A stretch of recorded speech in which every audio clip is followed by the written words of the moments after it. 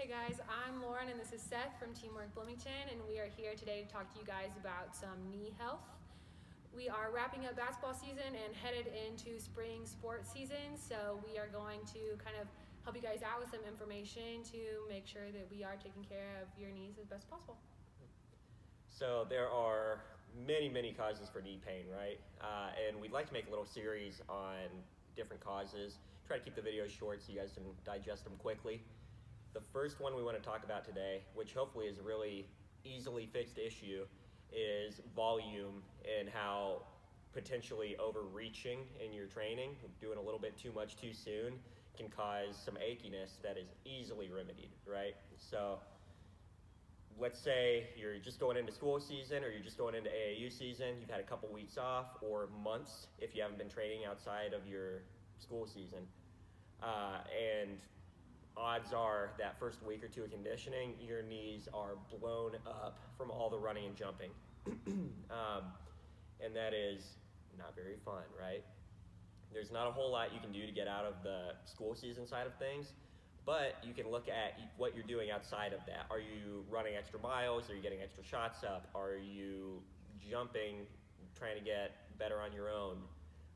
And are you jumping in too quickly? Because if that's the case, maybe we can just dial back on your volume and let your body catch up a little bit. So as Seth was talking about, make sure that when we are headed into these new things or maybe coming out of season, that when you begin your training that we are not going in too fast, not trying to go from 0 to 100 too quickly. Make sure that everything that you're doing feels good on your body. Listen to your body because it is trying to tell you exactly what you need to do. Always make sure that we are taking care of what your body needs, and that means recovery, food, whether you're in here or at school training with a coach or just on your own. Make sure that you are taking time to eat and recover your tissues. So I know you guys are busy especially if you're student athletes, so make sure that you find time to grab a foam roller, roll out, whether it's after your workout or before school, after school, because you guys spend so much time just sitting in class. Everything gets locked up, and that can contribute to those knee aches and pains as well. So I guess the final thing I'd like to touch on a little bit, if you're watching this when it's coming out, you're probably right in the middle of the vertical jump challenge that we do. And I'm sure at least some of you are probably feeling a little achy, right?